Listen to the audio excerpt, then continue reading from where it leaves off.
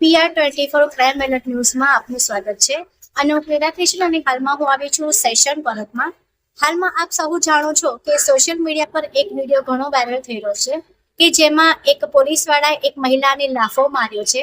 તો આવો જાણો કે તેના અનુસંધાનમાં જાણીતા એડવોકેટ વીએ શેખનું શું કહેવું થાય છે. મારું નામ એડવોકેટ વીએ શેખ છે અને જે આ વિડીયો વાયરલ થયો છે પાલડી વિસ્તાર અમદાવાદ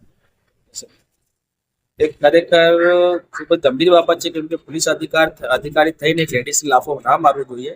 આ એમની કાયદા ફરજમાં નહીં આવતું અને જો આ પોલીસે જે કૃત્ય કર્યું છે ખરેખર ખૂબ નિંદનપાત્ર છે અને હું એને ખૂબ જ વખોડી કાઢું છું. અને સાહેબ એવું પણ જાણવા મળ્યું છે કે આ મહિલાએ પણ તેમના વિરુદ્ધમાં કાર્યવાહી કરી છે.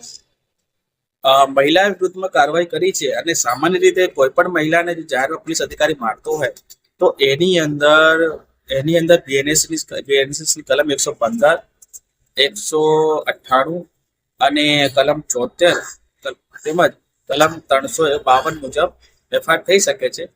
અને જો એ એફઆઈઆર પોલીસ ના લેતી હોય જે તે વખતે તો ગમે તે તમારે સ્થાનિક જે તમારે મેજિસ્ટ્રેટ લાગતું હોય એ મેજિસ્ટ્રેટ કોર્ટમાં તમે એનએસએસની સેક્શન 175 મુજબ કાર્યવાહી કરી શકો છો.